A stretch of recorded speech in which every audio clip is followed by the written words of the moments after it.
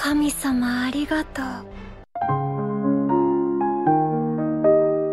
Halo teman-teman, kali ini Dinanime akan kembali melanjutkan cerita alur cerita anime Sakamoto Days Season 2 episode 2. Tapi jangan lupa, bila teman-teman yang baru datang di channel ini, untuk tinggalin jejaknya. Oke, nggak usah banyak ini itu, langsung saja mulai ceritanya.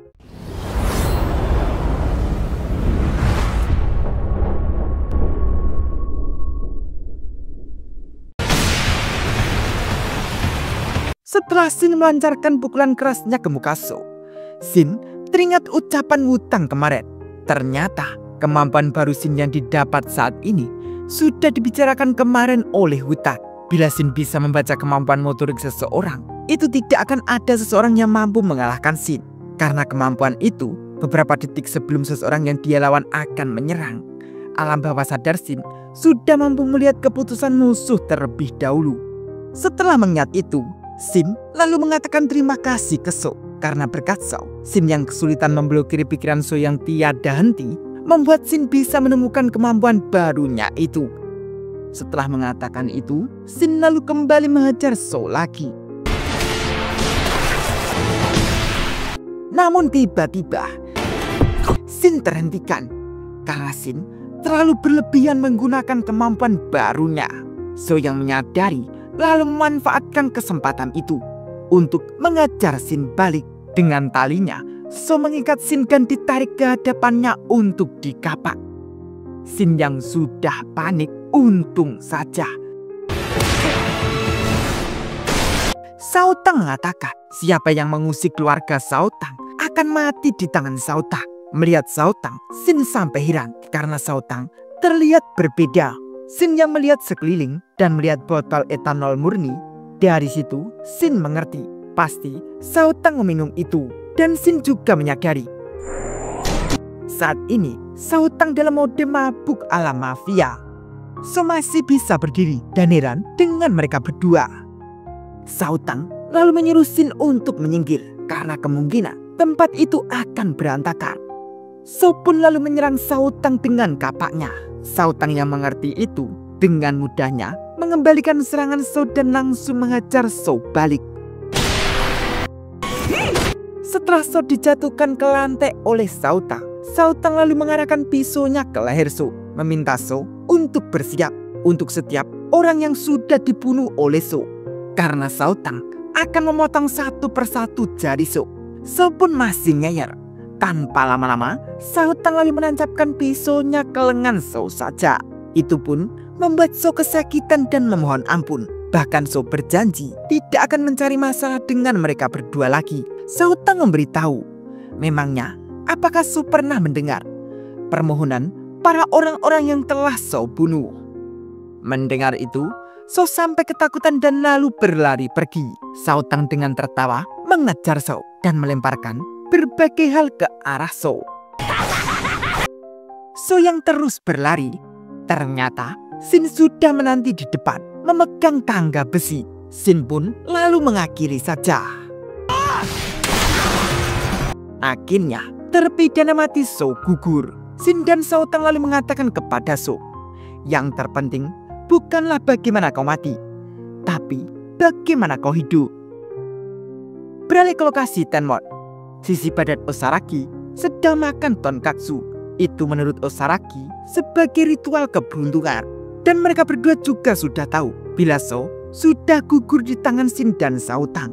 Mendengar itu, Osaraki sampai khawatir bagaimana jika tidak kebagian salah satu dari mereka. Dan di saat itu juga Nagumo mengirim pesan ke Shishiba, memberitahu bila Nagumo juga sudah mendekati targetnya. Osaraki yang mendengar itu lalu cepat-cepat memakan makanannya dan lalu pergi meninggalkan Shishiba. Beralih ke Shin dan Shao Tang. Karena mereka berdua kecapean setelah mengakhiri show, mereka berdua malah tertidur di tempat itu. Akan tetapi terlihat So masih bisa sadar dan sudah berjalan di luar. Dia mengatakan tidak ingin mati di situ dan masih ingin membunuh lebih banyak lagi. So yang terus berjalan melihat mobil taksi berhenti di depannya. Shao lalu menghampiri saja dan menyuruh sopir taksi untuk mengantarkan Shao ke bandara. Sopir memberitahu bila masih membawa penumpang. Shao pun akan membunuh sopir itu bila tidak mau mengantarkan. Shao pun lalu masuk ke dalam mobil saja. Setelah Shao duduk, penumpang di belakang menanyakan ke Shao. Sepertinya terburu-buru Shao menoleh dan ternyata itu adalah Hyo. Dan seketika Hyo lalu keluar dari mobil dan berjalan pergi. Beralih ke Shin, terlihat Shin sudah sadar dan membangunkan Shao Tang. Setelah Shao Tang terbangun, Shin memberitahu bila Shao sudah kabur saat mereka berdua tertidur. Shin lalu melacak keberadaan Shao. Akan tetapi Shin tidak bisa melacaknya karena Shin terlalu banyak menggunakan kemampuan barunya. Namun tiba-tiba seseorang dari belakang memberitahu bila Shao sudah mati. Dan ternyata mereka itu adalah pewater, agen pembersih lokasi pembunuh bayaran. Ketika seseorang pembunuh bayaran membuat kerusakan di tempat publik, mereka akan mengembalikan tempat tersebut seperti sedia kala. Dan mereka itu adalah tim pembersih GII. Dan mereka bekerja paruh waktu sambil berlatih menjadi pembunuh bayaran. Setelah beberapa saat, Shao Tang mengingat belanjaannya. Shin sampai panik dan mengajak Shao Tang untuk segera kembali ke toko Sakamoto. Menuju ke Osaragi, ternyata Osaragi bergegas ke tempat permohonan.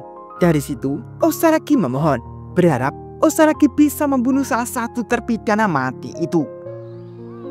Sekejap mata, Dam pun sudah berada di samping Osaragi. Seketika, Dam lalu menyerang Osaragi dengan suatu senjata yang muncul di tangannya. Namun untung saja, Osaragi dapat menahan serangan Dam itu dengan uang koin. Osaragi lalu berterima kasih kepada para dewa karena doanya langsung terkabul. Dam yang melihat Osaragi mengatakan, kenapa setiap orang selalu menutup matanya ketika sedang berdoa. Dari situ, Osaragi lalu mengajari Dam cara berdoa. Menunduk 2 kali.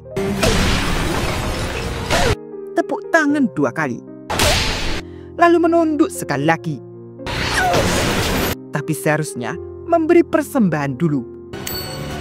Dam pun masih bisa berdiri dan berjanji akan menjadikan Osaragi sebagai paling yang terimut dari daftar targetnya. Osaragi membalas bila Osaragi ingin Dam mati atas nama order. Dam pun lalu menyerang Osaragi saja. Dam kembali mengatakan bila yang dilakukan Dam itu hanyalah mencintai orang-orang dan betapa kejamnya di penjara dan dijatuhi hukuman mati hanya karena itu.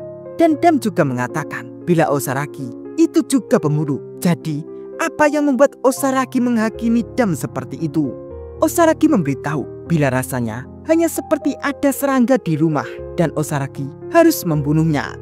GII adalah rumah Osaragi dan order layaknya adalah raket nyamuk. Mendengar itu, Dam lalu kembali menyerang Osaragi. Bahkan dapat membuang senjata Osaragi keluar dari kuil.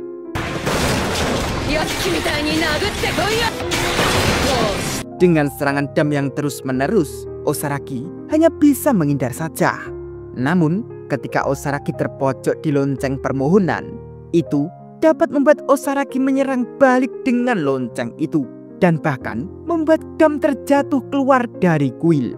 Osaragi mengikuti saja. Dam yang melihat seketika, Dam kembali menyerang Osaragi. Bahkan tangan Osaragi terkena senjata Dam. Osaragi mengatakan, jika Osaragi dewa, Osaragi tidak akan pernah menciptakan orang seperti Dam atau Osaragi.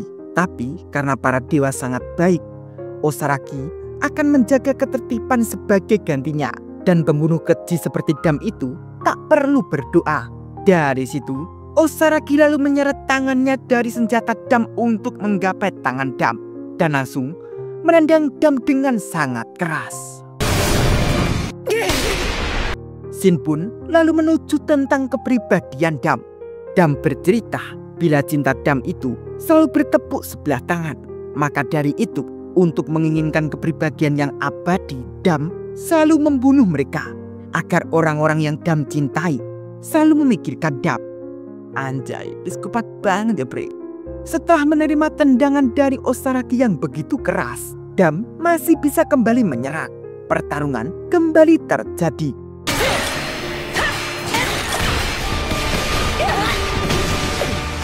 Namun, di saat Dam terkena serangan bertubi-tubi oleh Osaragi dan menjauh dari Osaragi, Dam terus selalu mengatakan bahwa dia selalu ingin dicintai.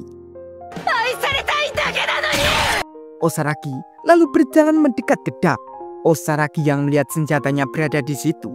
Osaragi lalu mengambilnya.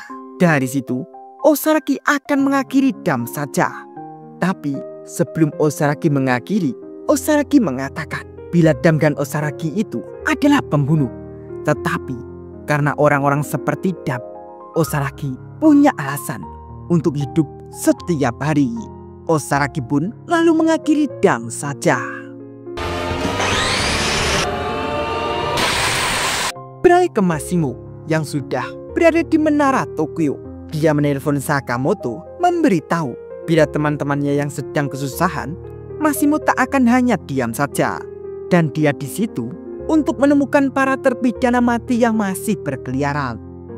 Beralih ke suatu tempat, terlihat Kashima sedang menelpon Slur, membicarakan bila 2 orang terpidana mati sudah terbunuh. Tapi secara keseluruhan, mereka sudah menarik perhatian order. Jadi, mereka akan menggunakan kesempatan itu untuk tahap berikutnya. Namun tiba-tiba, di saat Kashima masuk ke ruangannya, terlihat Apad sudah berada di balik pintu.